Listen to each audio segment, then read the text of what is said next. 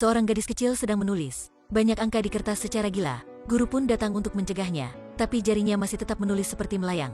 Gurunya yang putus asa, hanya bisa mengembalikan kertasnya. Gadis kecil ini menunjukkan ekspresi panik. Ternyata hari itu merupakan hari jadi sekolahnya. Kali ini sekolah memakai cara yang istimewa.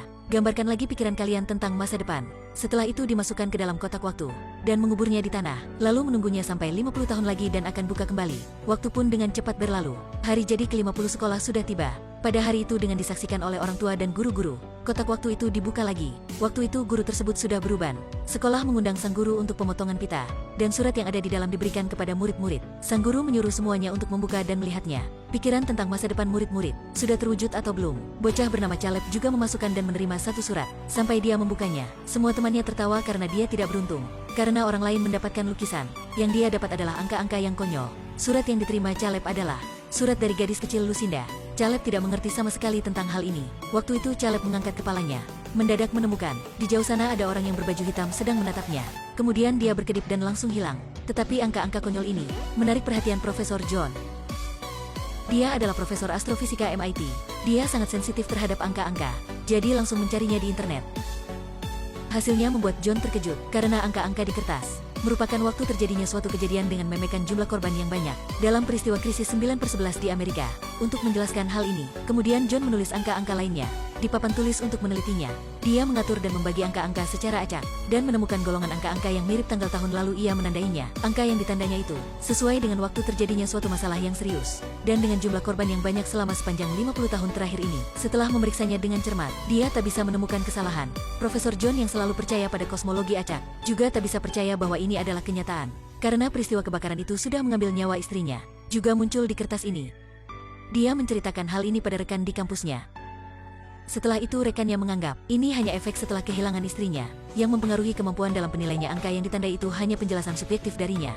Jika tidak angka-angka yang belum ditandainya, itu menjelaskan apa? Meskipun Profesor John merasa kecewa, tetapi dia tak menyerah dalam penelitian ini. Karena angka di kertas itu tak hanya memperkirakan 50 tahun yang lalu, dan ada di waktu yang sudah dekat ini. Artinya besok di suatu tempat akan terjadi masalah, dengan jumlah korban adalah 81 jiwa. Lalu Profesor John membawa kertas itu, dan mencari guru lama Lucinda untuk bertanya.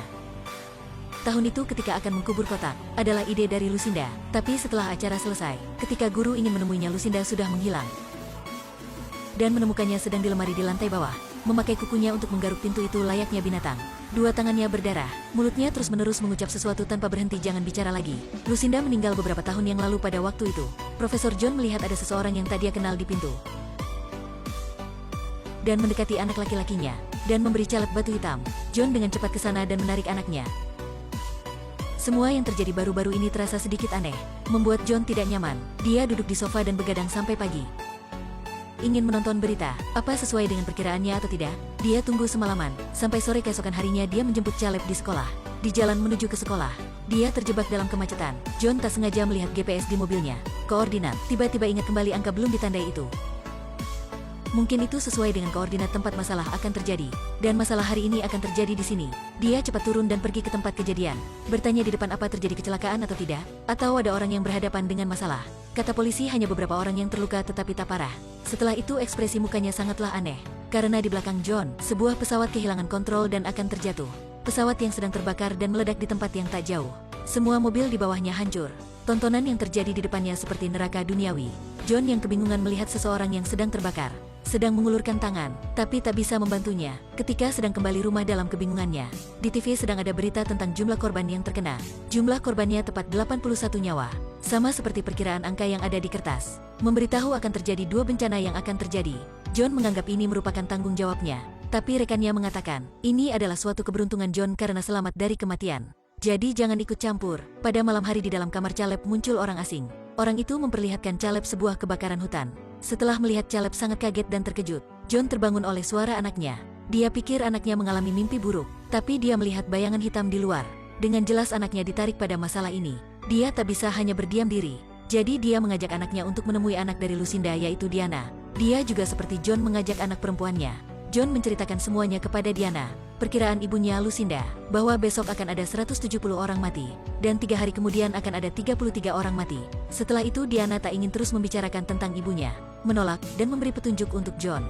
John putus asa hanya bisa bergerak cepat, dan mengumumkan tempat bencana yang akan terjadi besok. kepada polisi dan menyuruh mereka untuk bersiap terlebih dahulu untuk mencegahnya. Dan pada hari besok, dia menemukan polisi tidak peduli, sebaliknya bahkan melihatnya seperti kejahatan terorisme. John menghindari pengejaran dari polisi dan melihat seorang pria aneh dalam kerumunan mengikutinya menaiki kereta. Polisi yang masih mengejar John lalu menangkap keduanya, tapi ia menemukan bahwa pria itu hanya seorang pencuri biasa. Kerusuhan yang dibuat John sudah menarik perhatian penumpang di kereta. Pada waktu itu, kereta lain keluar dari relnya dan menabrak kereta yang lain. Percikan api di mana-mana, perkiraan ketiganya terjadi.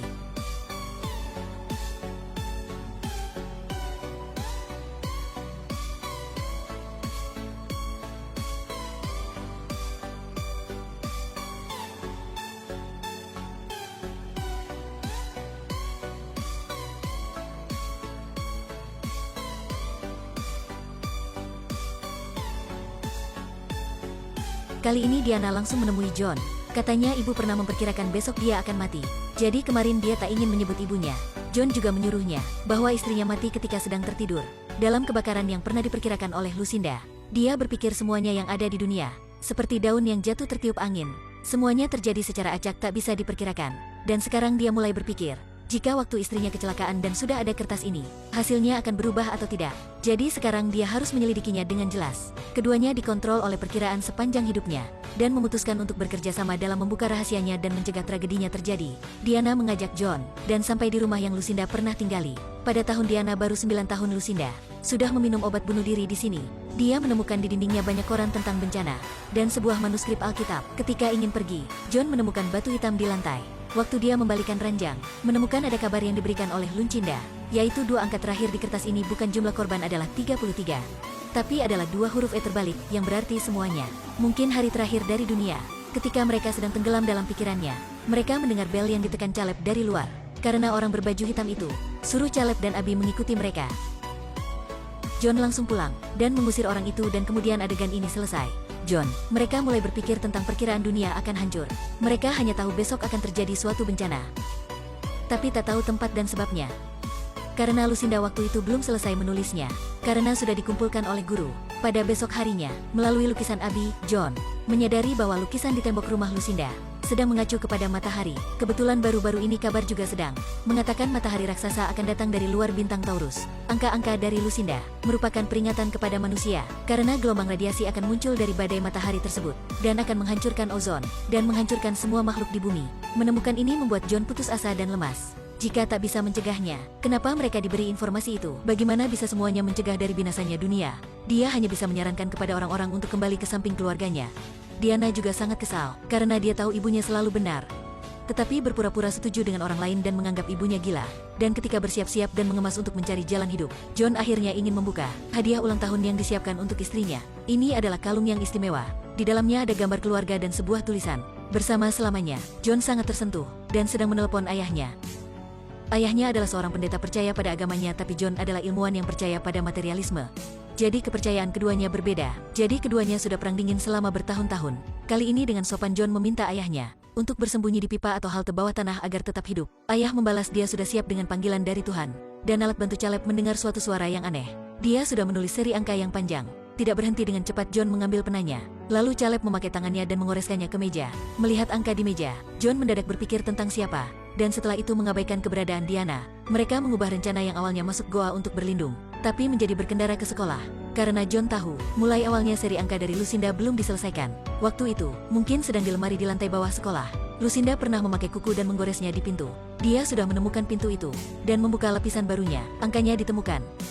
Ini adalah koordinat GPS. Dan ketika dia muncul, menemukan Diana sudah mengajak kedua anak itu pergi. Dia takut akan binasanya dunia. Jadi mengajak anak-anak itu ke goa untuk berlindung. Tapi anak perempuannya Abi bilang, meskipun kemana, orang baju hitam itu masih tahu. Mental Diana seperti runtuh ketika mereka ke pom bensin. Di TV ada peringatan. Badai matahari kali ini akan lebih lama dari perhitungannya. Pemerintah menyuruh orang-orang untuk bersiap dengan bencana yang akan datang. Seperti mengacu kepada hari terakhir dunia yang akan datang. Waktu itu dunia jatuh dalam kepanikan. Semuanya mulai gila saling berebut. Selain itu, John sedang usaha mencegah Diana pergi ke sana.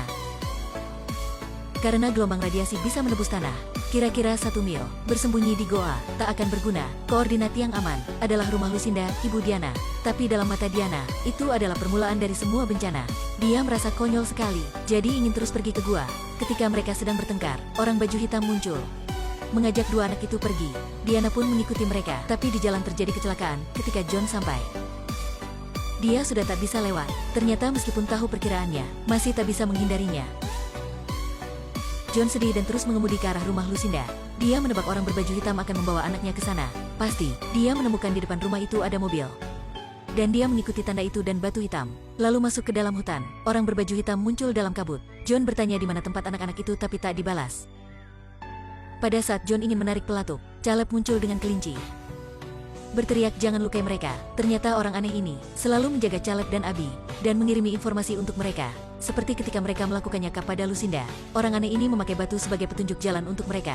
John tanya mereka siapa. Waktu itu di langit muncul benda raksasa. Adalah pesawat ruang angkasa. Orang aneh ini ingin membawa Abby dan Caleb pergi. Karena mereka adalah manusia terpilih untuk dipertahankan sebelum manusia di dunia binasa. Tapi John tak boleh ikut bersama mereka. Karena ada orang yang dipilih baru bisa masuk. Karena demi keamanan anak-anaknya, John sudah memberi Caleb kalung yang ada gambar dari keluarganya. Karena tak bisa membiarkan mereka pergi tanpa apapun. Begitu pesawat bercahaya itu akan menghilang di langit dan menembus ozon. Dan di samping itu, ada banyak pesawat di sampingnya. Mereka seperti benih campuran pada alam semesta. John kesakitan dan meringkuk di tanah setelah hujan deras. Dia kembali, ketika sedang dalam perjalanan ada asap di mana-mana. Di jalan banyak orang yang melakukan kekerasan. Dia matikan radio di mobilnya untuk fokus ke rumah. MC di TV mengatakan, akan memberikan berita sampai momen terakhir. Dia mengulang-ulangi, suruh semuanya mencari tempat berlindung. John peluk ayahnya dan ayahnya memberitahu John, ini belum selesai. Setelah itu semuanya saling berpelukan. Bumi akhirnya menghadapi kehancurannya. Sejak lahir film tentang kiamat, melalui upaya dari superhero manapun, atau suatu hal yang ajaib, akhirnya tak akan binasa kembali. Film ini merupakan 3-4 kombinasi dari topik itu. Jika bumi oleh suatu alasan tak akan binasa, film ini akan kurang menarik. Untungnya ini diakhiri dengan binasanya bumi. Dalam hati saya bisa bernafas dengan lega. Film ini pun selesai di sini. Jika suka bisa ikuti kami dan sampai jumpa.